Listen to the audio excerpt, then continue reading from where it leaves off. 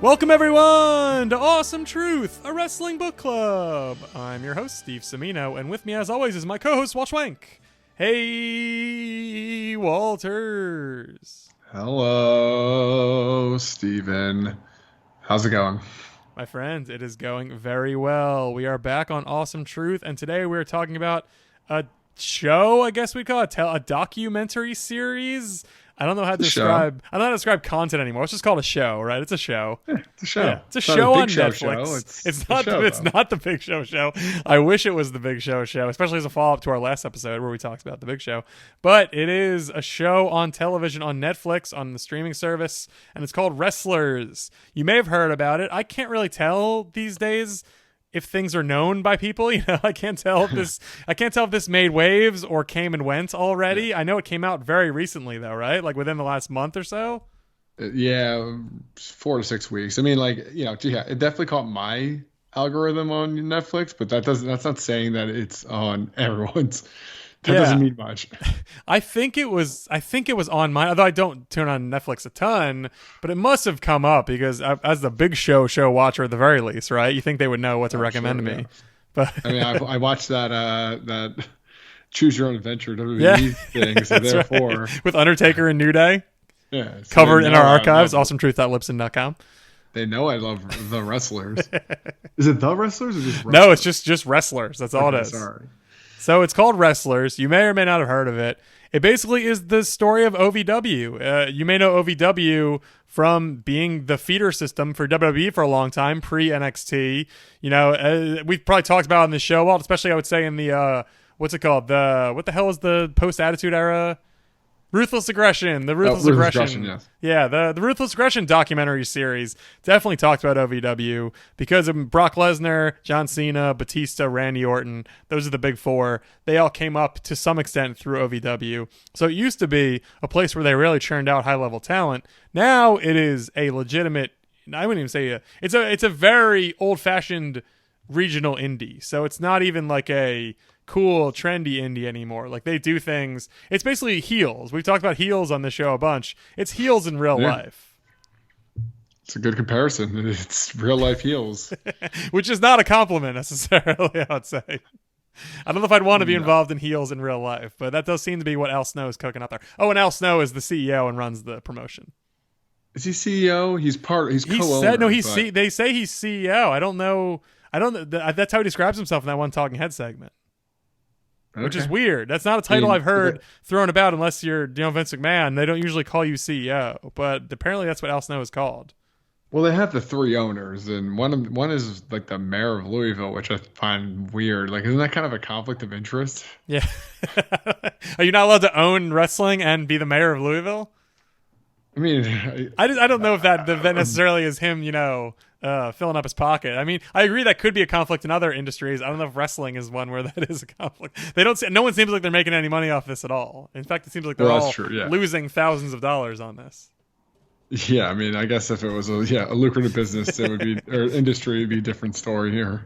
You're probably right, technically though, that it should probably not be allowed, but it is allowed. And I will say, Walt, when this series started and I started watching it, I was not really into it, especially because I would say episode 1 in particular starts off by, I really didn't know this was going to be about it all. And then you see Al Snow first off, and that's pretty great. We've talked about Al Snow a little on the show. Al Snow is jacked as hell. He's He's got old man gigantism, and he looks twice as big as he ever looked in WWF. And I will say, first 5 minutes, I was like, okay, I'm kind of into this now because of how big Al Snow is. Your thoughts on Al Snow's size? Oh man, do I have thoughts? He's been on the same sauce. I don't say sauce because that implies bad things, but he's on the same regiment as Billy Gunn, clearly, because there must be some bad thing. There's no way you get that big on your own, right? I guess you could. Just a lot of work. I mean, when you're not living out of like hotels and airports and like regional gyms, like, and you're just like, you have a home base and you get like 8 hours of sleep and you're not like on painkillers and cocaine drinking all the time, like you probably get that big. That's fair. These guys are big guys, just like Billy Gunn is like a huge man just naturally, so I'm not surprised at his 50s. muscle memory comes back from when he probably was on some juice, and like now he's just a giant, great looking man. That's fair. I should not question Al Snow's methods. He might be, who knows how he's large, but he's very, very large. But so I would like, as I was saying, the show starts off, I knew nothing about it, and it becomes clear very quickly this is a show about one particular regional promotion. Al Snow's in charge, and it's about, like we said, the heels comparison is it's about the life and times of the motley crew of wrestlers who make up this promotion. And it's a good conceit. I don't know if when I watch episode 1, and I would like to get your thoughts as well, obviously, I was a little like, what are we doing here? Because I was really intrigued by the idea of, especially this promotion, this, once well-known sort of regional entity that has now fallen on hard times, but is still clinging to its little bit of legacy and its little way of doing things and a little bit of notoriety. But then there's the human touch being thrown in there of here's a bunch of wrestlers, here's a little bit of focus on them. I thought it was a little haphazard to get started. I will say when I was watching episode 1, I was a little turned off because I was like, I just think there's a lot of different competing sort of voices within this show, and I couldn't really get a sense of what exactly we were doing going forward. So what I will say, to the contrary, like I'm not going to argue that like they shoved a lot of just like context and info in the first episode, but it's very well done. Like the access is there, so as a documentary series, that's a big box to check, and you get a really intimate look at like the inside working of this business in a way that like WWE has given us and AEW and other companies have, but like this is like literally showing you like the books. Like they're literally showing you a lot of stuff. I mean, if I believe that they have as much access to do, which I have no reason to believe that they wouldn't, why would this company ever do the show with them if they were going to hold back? You kind of have to let them in. So the access is there. It's really well shot. It really looks good from like a cinematography standpoint. So like I think that is kind of another box that they have checked. And also like they kind of set this up in a way that's like atypical from wrestling docs. Like the traditional wrestling doc is just like we're following them around and you're seeing behind the scenes, and it's like, okay, and then what? Like more matches and behind the scenes. Like, yeah, no, we got that, but what else? It's like you're now behind the scenes of this moment. Like, okay, yeah, and then what? It's like at least they set up a framework in this for like stakes. Like there's a goal. Like there's like a goal of these people in mind, which is very like TV showy, but at the same time, I think this show benefited from that, of just like, hey, we're gonna go on this ambitious trip, and when we get back, will our business get better? Like, and that's I think that's just something that's always missing in a wrestling doc and a wrestling follow doc specifically, that like this show took the time to kind of like create that conceit, and I think it kind of worked for me. Like there's a purpose to this, and we're not just like doing the wrestling for the sake of doing the wrestling, because that we've done that before. So this gave me a little bit more something, which I like. Yeah, I agree with that. And I think once you start, especially once you get to episode 2, because like you said, the conceit early on is they're doing a pay-per-view. And so we're building to this pay-per-view, which for them could be a big money maker. It's also kind of silly if you know wrestling, because you're like, this crappy company's doing a pay-per-view, like Jesus, like that just does not seem like a smart business plan. But there's a lot of elements to their business that I would not say seem smart. It's sort of a mix of old school mentality and sort of trying to use new technology to get that sort of stuff out there. It's weird and haphazard, but it's also intriguing. And then, they say we're building to this pay-per-view, and then in episode 2 you have the pay-per-view. So it's not like one of those, we've talked about a ton of WWE produced docs where it's like it's a arbitrary period of time, and it's like the last 30 days in the life of Asuka, and then nothing really happens in those 30 days. You're like, why are we covering Asuka for this? Like, what are we doing here? You know? And I appreciate this show. It doesn't even do like I thought it was going to be a slow burn. I thought it was honestly going to be, we mentioned the pay-per-view in episode 1, we get a little bit on everybody, and then we cover one of the wrestlers in particular. Her name is, give me a second, Hollywood Haley J. Oops. So we get a lot of Hollywood Haley J. And I thought we sort of rushed into Hollywood Haley J. And again, I got Heels vibes from that. Blonde woman finding her way into wrestling, gets a little too much focus in episode 1, curious amount. And I thought every episode was going to have a new wrestler in OVW. And then episode 7 is going to be the pay-per-view. Episode 2 is the pay-per-view, and then we sort of move on to other things OVW is doing. And I like that because I was like, okay, I'm getting that there are stakes to this. There is something going on. We're building over something, but it's not everything. Like, it's just, we get that, and then we see the ramifications of that afterwards, which I like a lot because, spoiler alert, their pay-per-view gets 74 buys. And that is not nearly enough. And all of a sudden, they're like, okay, we did not get any sort of buys for this event. Now we did not get any sort of money. They make it very clear people's jobs are on the line. You know, the promotion itself may be on the line. So all of a sudden the stakes are then amplified. Even though you're not building towards a big event, you're like, wow, that big event mattered. And now we see the aftermath. And then I'm intrigued by this because where are we going to go? Are these people all going to be ruined? Is the promotion going to go away? How's their tour going to go? Like, I suddenly care in a way where it's eventful, but it's not overproduced to death. You know, they aren't squeezing every drop from the stone, and then by the time you get there, you don't even care about the end result. Wait, so just so we're clear, I'm an episode and a half in. I'm like, so I saw a pay-per-view that they put on, and it was like 500 buys, and that was like their 490 was like break even or something. And so the one episode, there's a pay-per-view in episode 2 that gets 74 buys. Okay. But is that, and the crowd is also bad, and like that's how episode 2 ends. Is okay? They're all ashamed of themselves because they did a bad job. Is that like a TNA kind of situation where the pay-per-views are like kind of like almost? I mean, they have weekly television OVW. It seems like it. I honestly, that's a great question. I don't remember the specifics of all that. They actually do. I mean, I can't remember if that was episode 1 or 2, but they do kind of go into the business of like pay-per-view for them. It's like, listen, we're not trying to get 1 million buys because we're never going to get that. But like, if we get 400 people to pay $10, like that's, do the math. I don't know, like four. Like it's like several $1,000s, and like it costs them only so much to put the show on in that facility. So like there was like some metric of like success where it's like, you know, if we get 400 buys and like all this in this rural ass place, like great, like we got money and then we can just keep going. Like we don't have to like net millions to like make this business successful. But yeah, 74 is obviously it's bad. $700. What also makes this good, what I really liked once we get a little deeper into it, is for a while there it does look like, you know, is this going to be just a show about literal wrestlers, as the name says? Al Snow is the, you know, former somewhat star who made it big and now is just trying to run a business.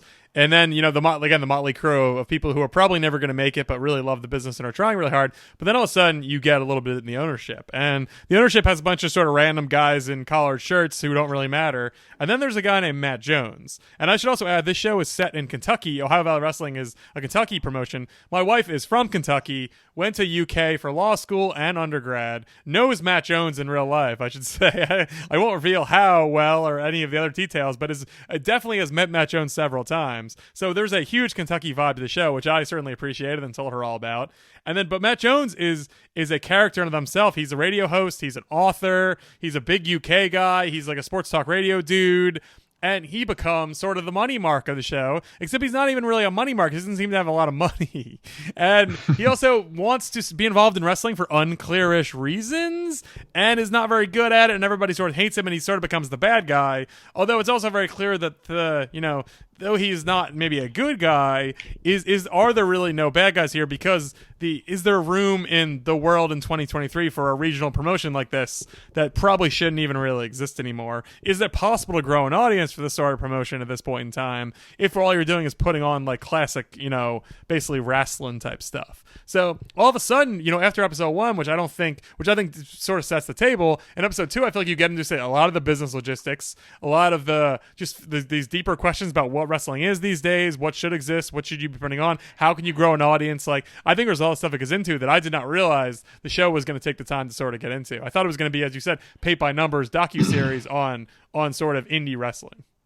Oh, I definitely had a low bar set. Yes. We do for most things we cover on the show, because most of them are bad and introductory and rudimentary in a lot of ways. Yeah. But, surprisingly, it was exceeded, which is good. I mean, like, I actually did want to watch a second episode, which, I don't know if, like, I'm putting my treat meter ahead of the allocated time where we kind of rate these things. But, I did keep watching, and no one had a gun to my head, and we set ourselves a pilot each. So, like, there was something here. There's something good. Matt Jones. Part of it felt like that's the part I'm conflicted here, because sometimes it felt like he was saying things because he knew he's being filmed, and it's like he kind of wanted to be a character, which I guess is like kind of like what wrestling is at the end of the day. And he's clearly he talks for a living. He seems like a regular-ish dude, but he certainly knows when he's on, being filmed and being broadcast and what to do in those scenarios. Right. And, he represents something fundamental in all this.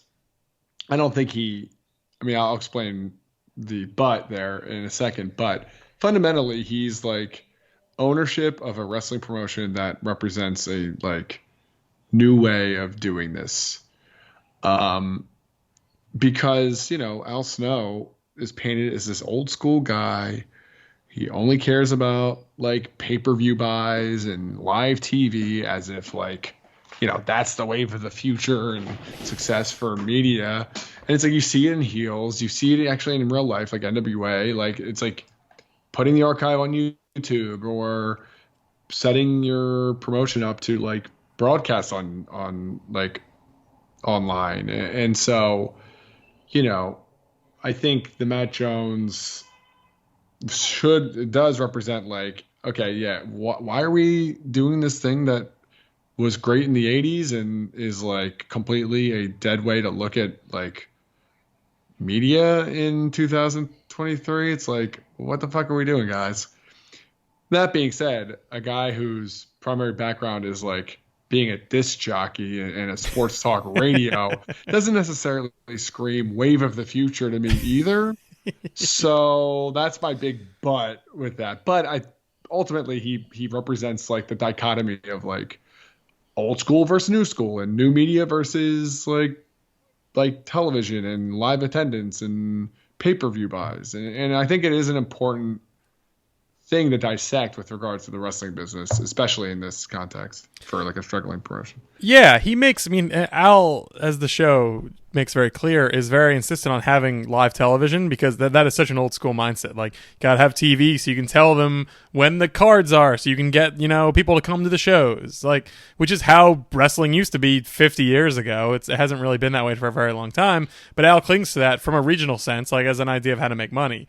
Matt Jones comes on the show and yells about how TV doesn't make sense and it costs too much money, and then we're not drawing anybody anyway. But he seems to have a very sort of messiah complex about him in a lot of ways, where he's like, I will talk this up, and I'm using my personality to draw people. Why aren't you all doing your part? But then when you see the crowds they draw, the crowd sucks. You're like, what are you actually doing, Matt Jones? Like, what draw do you even have at this point? Like, that's what I sort of said. Like, I feel like what they're running into is a very reasonable thing to run into, which is, who wants to watch OVW in 2023? Like, who doesn't have cable? Who doesn't have YouTube? Who doesn't have some way of watching AEW or WWE at this point, and why would you gravitate towards a regional promotion with not very good wrestlers? Like, it's just a very hard sell. And it's even like it's and the fact that Matt Jones and his fellow co-owners do not seem to be a Tony, they're obviously not Tony Khan's, they're not billionaires, they're arguably not even millionaires, but they still do this. Like, it sort of speaks to, maybe that's even the peak of a regional promotion at this point, is you can't even get a millionaire to fund your show. You get a thousandaire to come in and give you thousands of dollars, clearly not enough, and then you flounder, and then you eventually go away. So I just think there's so much. I just didn't realize we were going to get, and I don't think maybe the show set out to sort of dissect all that, but I just really like that that's where they're going with it. I like that, like, no one seemingly has the power to raise them out of this, but they're all trying really hard and they're all very committed and believable. And I think that speaks in a way, without necessarily, in a show not tell way, that sort of speaks to why wrestling matters. And it speaks to, the show doesn't have to, though it does do this a little bit, it doesn't have to go into the bare bones basics of, this is what wrestling is, this is what, and they do a little of that, but I do think as you watch a couple episodes, you realize their passion and their enthusiasm. And even when it's misguided and foolish and is not making money for their family and is costing them things and hurting them probably physically and emotionally, you realize how committed they are and how genuine it all is. And I think there is, I think they sort of inadvertently, or maybe because they licked their finger and said, oh my God, these are the right people, they stumbled upon a very good group of humans to sort of dictate that to the audience without hammering it home too hard. Do these people think that OVW is still owned by WWE? Is OVW still owned by WWE? No, it's owned by, you're right, it's owned by Al Snow and Matt Jones and those other dudes. I guess my question too, sorry. But they do go into that. I mean, they give you 5 minutes in the beginning, sort of the requisite 5 minutes, where they're like, a lot of people went through OVW's doors. Brock Lesnar, Randy Orton, Big Show, like, which he was there for, I believe, like a month because he was too fat. Is that right? Asterisk. Yeah, it was like it was a rehab. I think Vince sent him to fat camp, basically. Several times, I'm sure. Yeah.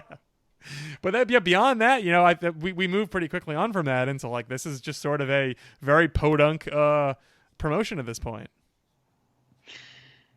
And Al Snow, is this worth it? Like, yeah. And I asked that because, like, it's a great question.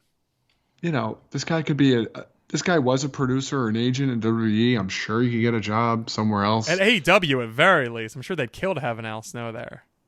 Yeah, I mean, is it worth being your own boss if you're not making any money? I mean, or I don't know. Maybe it's lucrative enough for him. Maybe he gets his own paycheck, and then whatever else is profited, like, is split amongst the owners. Like, maybe this is super worth it for him. But, like, I would like to believe that, like, if you didn't have to assume all this risk and own this, like, what seems to be a not very good business, like, and instead just be an employee at one of these other companies. I mean, he clearly knows what he's talking about. He's clearly very knowledgeable about wrestling, and he's a good wrestler, and he's a trainer, and he knows psychology, and he's clearly running his own show. Like, he's running Gorilla for them. Like, yep. I don't know if every wrestler or every producer who's now a producer, like, can do that. Like, there's a lot of value in this guy. I don't know why he's doing this instead of, like, adding value to AEW. But maybe it's like one of those ego things where it's like, I'd rather be my own boss and get paid the same, if not less money than, just be number 2 to Tony or number 20 to Vince. Or, I mean, I can't even put a number to where he'd fall on that, like, that food chain at this point. Yeah. It's not even just, it's the stress too. Like, some of the best parts in the first couple episodes are Al producing those shows, like you said, from Gorilla, being at the monitor, running it, and seeing how little money they have and how many technical issues they run into. His commentators aren't great. Well, did you get to the part with the commentators yet? I don't think I did. Oh, so the commentators, I love this. You're gonna love this. So it's really just one guy is on the doc series, but there's a couple commentators. They ran a podcast and they had Al Snow on the podcast. This is their version of the story. They had Al Snow on, and Al Snow, they talked to Al Snow, and when it was over, he said, "Hey, do you want to move to Kentucky and do the commentary for my show?" And so they moved to Kentucky, and they do like backstage camera. They do a lot of stuff, obviously, but they also do commentary, and they've met him on a podcast. So I was like, Al, why were we not invited to move to Kentucky to come be on? Why didn't the Young Bucks? Why didn't Drew? Why have none of our wrestling guests invited us to work in wrestling? Very want to move to Kentucky to work in wrestling. I won't do that, but in theory, I have family there now. Like, I could move to Kentucky and work in wrestling if I only got the invitation. I have not yet been invited. I definitively could not do that, but I would continue. And I can't go without them. you, so I guess that's a no for me too, unfortunately. Yeah, that's fair. You and Matt Jones could do it together, you know. But the point being, this is a very, not thrown together, but like very under budget, very understaffed. Everyone's doing 10 jobs at once. So it's not just like he is his own boss. Like you said, he has autonomy, he has independence, but at what cost? Like, not only is the salary probably pretty low, but he just can't get stuff done. But that's where I do appreciate like the genuineness and the enthusiasm they show. At the end of episode 2, during their pay-per-view, they got 74 buys. They have a cinematic match, and you'll keep watching, I imagine, but it's they try their best, but it's very silly, and they edit it together the best they can. But the guys in the back are all so pumped. Like, you can tell they're all like, "Oh my god, that was so cool." And they cut to the crowd a little bit, and obviously the crowd, watching it in the arena probably is not very great. But like, no one seems really excited about it at all. but backstage, they think it's amazing. They're like, "We're gonna win an Emmy for this," which is adorable because you're not gonna win an Emmy for that. I don't even know how that would be partitioned out, but it's not what it is. But to them, it's everything. And to Al, even though he's seen much brighter lights and been involved in so many better productions in the wrestling world, this matters to him too. And I just think that's why I'm really into this, show. Why we talked about doing a pilot, and I watched 2 more, and I'm going to watch the entire series now. And I've texted friends of the show, Matt Rice, and other people, and I said, "Hey, you should watch Wrestlers." Like, I thought it was going to be pretty, whatever, and it's turning out to be a very intimate sort of look, and like you said, but not exactly, not so blueprinty, not so what we've seen before, just enough off the beaten path to keep us interested, I think. Well, first off, friends of the show should just listen to our review of the pilot, and with this endorsement, then and call to action, then act. I wanted to give him a head start. I was like, maybe you want to watch today instead of wait till this episode comes out. Yeah, we shouldn't be giving that CTA via text. It kind of defeats the purpose. So you think we should make even friends of the show wait to hear our takes on the episode? Maybe. Right. That's fair. Hopefully he'll listen no matter what, though. I feel like we can trust in Matt to always be a loyal listener. No, of course. I'll but otherwise, your point is well taken. We shouldn't be giving it away for free. I'm just saying, if they're friends of the show, they'll listen to this ringing endorsement and act accordingly. That's fair. But the one thing I do love about this, is this is like our first and kind of only window into the like career of Al Snow, which is great and also extremely just like kind of chaotic. So love seeing like ECW clips and how he talks about his career too, because I'm like, oh yeah, like my time in WWE was so great. I'm like, I thought your ECW run was like the best thing ever. Like, the WWE run was kind of forgettable, but like there's so much that happened in the WWE run that like I completely forgot about, and like I couldn't even tell you when it happened. Al is quite interesting. He's the kind of guy. I mean, you and I care about Al Snow a lot because when we were growing up in the Philadelphia area, Al Snow had his ECW run that you mentioned, which was a brief but amazing little stretch where he went from guy no one gave a shit about to the biggest star in another regional promotion, but still the 3rd biggest promotion in North America at that point, and then became a respected WWE hand for a decade or so. So He's just the kind of guy where, I think he always has this air of intrigue about him because he always seemed like he was a little bit better than the jobs he was given, than the gimmicks he was given, the roles he was given, except for that one meteoric rise where he, could have became ECW champion. He always just seems like the kind of guy who never really got not that he didn't get a fair shake. He obviously ended up having a perfectly fine career. But yeah, he sort of, I feel like you and I in particular, and people who liked ECW at that point, are like, this could be like a legitimate guy. And instead he found his own space and he made it work for him. But he never really had sort of, we like the one clip they show in this series is Al Snow and Foley winning the tag titles. Yes. And as far as I know, that's the only title he ever won. Maybe the hardcore title 800 times. Yeah. But that was his wrestling moment, like beyond just being an ECW retread. One time they gave him a tag title run, and so I just think he really is the perfect sort of guy for a wrestling fan, like for someone like you and I to watch this show. I definitely perked up because I was like, oh man, like this isn't just some, this isn't hardcore Holly. This isn't like, I'm trying to think of some other random guy from the 90s or 2000s where if I saw him running a promotion, I'd say, get the hell out of here. This isn't Jacob and Eli Blue. This is this is a genuine untapped potential dude who I do think has a mind for this, and I'd like to see what he's concocting down there in Kentucky.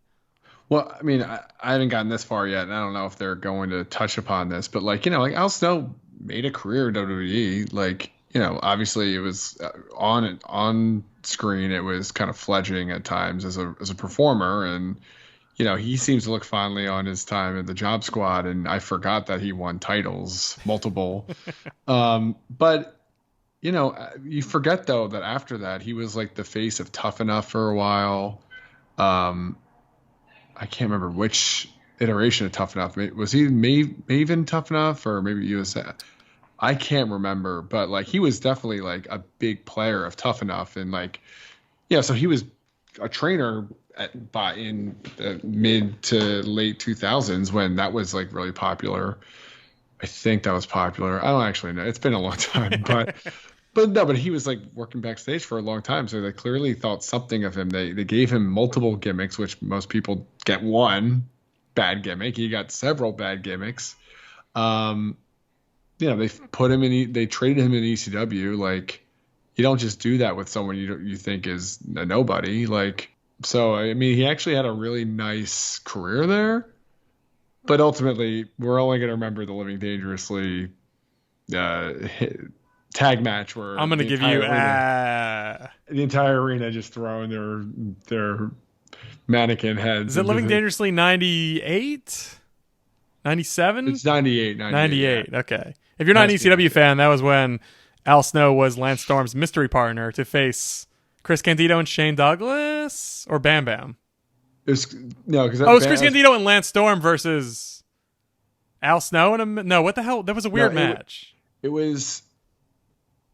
I can't believe I don't remember this. And Candido versus like Shane Douglas, mystery partner, but. Because the idea was Lance Storm was going to be in the triple threat, and there was trouble in the ranks. It seemed like, right? Yeah, and then they betrayed Lance Storm. But then he gives him. But Lance Storm knew they were going to turn on him, and even though he let himself get beat up just so Al Snow could come out, it was very convoluted. Yeah. Needlessly convoluted because we all knew Al Snow was coming out. That was 100% what was going to happen. Well, it's so weird because everybody had a head in hand. Yeah, they gave out head. I believe they gave out heads to the crowd and said, like, can you kind of hide these for like 5 minutes until Al Snow comes out? And then. Well, remember God, this is such a long con because they had they canceled a Cronus versus Al Snow match that was scheduled because Bam Bam fell through the ring with Taz. Yeah, yes, Bam Bam and Taz fell through the ring in Asbury, right. I believe. Yes, that's right. And so then they go, we have to also convoluted, like to have to cancel a match on the card because of ring issues. Yeah, right. But it's funny though because it's like, oh, this is going to be so big. Like he took a leap of faith with that decision, but everybody was so into that. Yeah, it was great. So into that.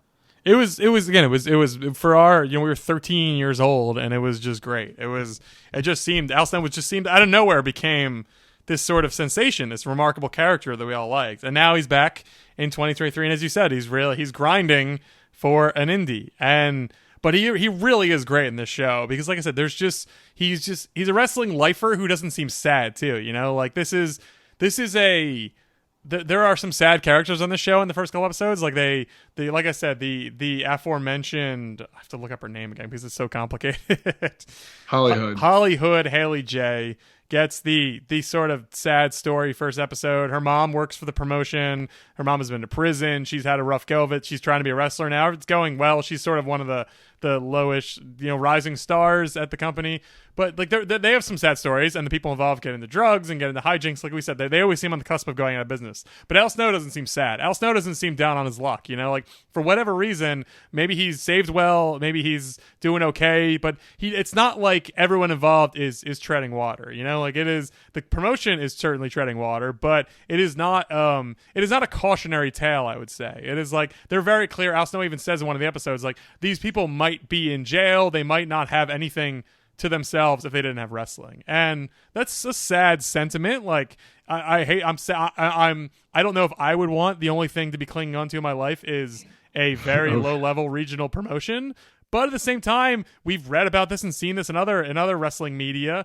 That's something like that gets you through, and maybe one of these people will find a career out of this. Maybe this will be the launching pad for somebody to go on to something of a legitimate a full-time job in wrestling. So yeah. I like that. Like I like that it's not like Dark Side of the Ring. It's not like this is a cesspool. This is killing these people. It's like this is a respite. It's an oasis for some of these people to make something themselves to and fulfill their dreams, even if those dreams are relatively small.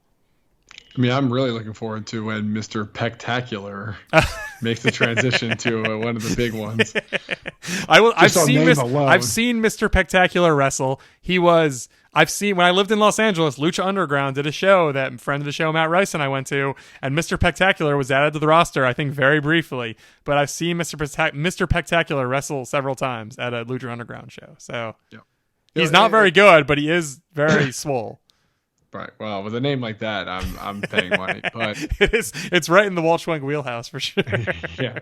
And you know what though? Like I think this will have a happy ending because I don't think Netflix does a special follow doc series, limited series on just any promotion. So this probably will launch some of these people's careers because Netflix is watched by many more people than a regional Kentucky live show. Yeah, absolutely. And if their goal is to ply their trade, get seen, have their story told to some extent, like you said, this is huge promotion. Like it's the biggest streaming service doing a show about you. Like you're a main character, and not slamming you and not making you look foolish, but showing your passion and enthusiasm for a business. Like that can only be good. And we'll see as this show goes forward, how everything sort of wraps up. Hopefully OVW doesn't go out of business by the end of the doc series, because that would be a bit of a downer. But I hope that, this is notoriety and recognition for all of them, and OVW gets a bump from it. Like, I have to imagine it can only help, even if some people like the owner or the occasional wrestler turn out to be pieces of shit. That's what's going to happen no matter what. There's a lot of pieces of shit in wrestling. But so far, after having watched a few episodes, that's not the vibe I get, that there's any sort of expose going on here, that everyone's getting a sort of fair shake to, warts and all, show their stuff, and then you can decide, what you think of all these sort of wrestling vagabonds. I hope it's a fair shake, if it's, every doc has their level of production to a certain degree, but, seems pretty legitimate. Yeah, and like I said, I really appreciate, we didn't even mention this, but David Shoemaker, who we've talked about in the show, wrestling journalist, gets sort of the weird talking head role in episode 1, which also I didn't really love, because I thought he was going to be there, and he was sort of there to explain the concept of wrestling. So that also gave me pause. I was like, are we really doing this again? Like, is this guy really here? And then he, as far as I can tell, is gone from the show after that. So who knows what they did with episode 1, but it seems like it's settling in to be something good. And Walt, maybe we'll come back and talk more about it when we actually get through it, because I think we would both call it a treat at this point, right? It's a treat that we're gonna watch the entire thing. I'm a little sad that I'm happy we did. Like we wanted to talk about the pilot basically, and if we get more than the pilot, great. Now I'm sort of like, I wish we had watched the entire show, but that's an excuse to create more content on our end, right? Once we finish Wrestlers, we can come back and talk more about Wrestlers. Then friends of the show, not multiple shows, there's only one show, can come back and listen to our review of the full season. And if maybe Matt Jones, again, the Kentucky-based show, if my wife turns out to know some of these people better than I even know, perhaps Cash Flow will come on the show. Perhaps maybe Al Snow will come on and become our best friend. Who knows? Like there's a wealth of opportunities for the Wrestlers cast. If they hear this, please ask us to come on. We will almost intriguing certainly. thought. Let's look up Al Snow. Let's look up Cash Flow, Al Snow, What if we get Mr. Spectacular? I mean, that's the real coup, right? Oh man. Well, you guys can talk about workout regimens. I don't even need to be there. I will also look up Mr. Spectacular at there you go, listeners. Keep your ears peeled, and maybe you'll get more Wrestlers talk. Maybe you'll get Mr. Spectacular. Maybe you'll get Al Snow. Who knows? But for now, if you were thinking about watching Wrestlers on Netflix, 2 thumbs up, big treat. Give it a shot, and I suspect that we will talk about it more in the future. If you want to hear more Awesome Truth in the future, you can find all of our episodes at our archives, awesometruth.libsyn.com. You can also subscribe for episodes old and new, Apple Podcasts, Spotify, wherever podcasts are delivered, we are there. Walt, great to talk Wrestlers with you. Again, it's always, I know, we occasionally find things we like, but I must say, when we find something we like and we're intrigued by and we want to go through hours, I also like that, we're in the middle of Heels, the final season of Heels, and we will probably talk about the pilot episode of Wrestlers and the final episode of Wrestlers before we revisit Heels again. So that is always very funny. We're going to put off this Heels review until we absolutely need to. I don't know if there's an end to the Wrestlers or any sort of renewals or multiple seasons, but we definitely know there's an end to Heels. So I'm not in rush to catch up. It's not going anywhere. We can go back to whenever we want. No season 3 that is going to just creep up on us. That's right. And thank God for that. Thank you all so much for listening. And remember, the truth will set you free.